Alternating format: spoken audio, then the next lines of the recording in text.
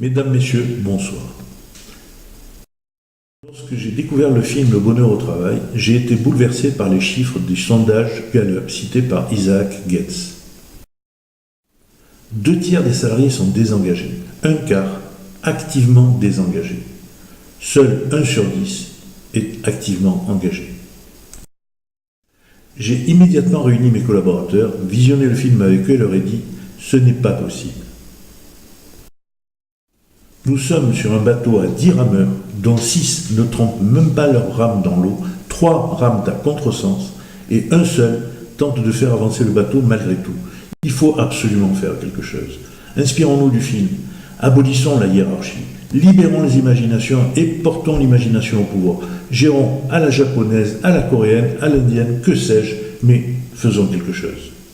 En moins de 5 minutes, on s'était tous mis d'accord. Il était temps que je prenne ma retraite.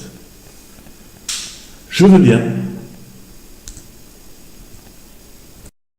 mais ça ne résout pas le problème. Pour résoudre un problème, il faut tenter d'identifier les causes. Parmi les causes possibles, je vous en propose une. L'internalisation.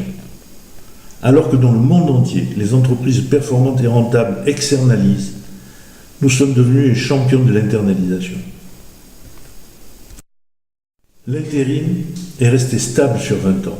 Par contre, on est passé d'un intérimaire pour 2 CDD en 1995 à un intérimaire pour 4 CDD en 2015, parce que les CDD ont plus que doublé. En 20 ans, la précarité a explosé. Le CDD représente 80% des embauches pour une durée moyenne de 14 jours. Les CDI, qui représentent donc moins de 20%, de l'ordre de 15% des embauches, sont rompus pour la moitié dans les 6 mois qui suivent leur souscription. Et on peut estimer à 18 mois la durée moyenne de CDI, ce qui définit une société au comble de la précarité. A l'inverse, la moitié de nos intérimaires ont plus de 2 ans d'ancienneté et nous garantissons l'emploi des bons professionnels. L'intérim est devenu socialement responsable alors que les entreprises génèrent de la précarité avec l'aide des syndicats. La responsabilité sociale de l'entreprise devrait lui dicter d'externaliser. La responsabilité sociale devient l'externalisation. L'externalisation, c'est transformer la précarité en liberté. Par le recours à l'intérim pour les ouvriers employés et agents de maîtrise, par le recours au portage salarial pour les cadres, ingénieurs, experts et formateurs. Le portage salarial, que peu connaissent parmi vous, est une nouvelle forme d'emploi qui allie les avantages et protections sociales du statut salarié au statut et à la liberté de l'indépendant.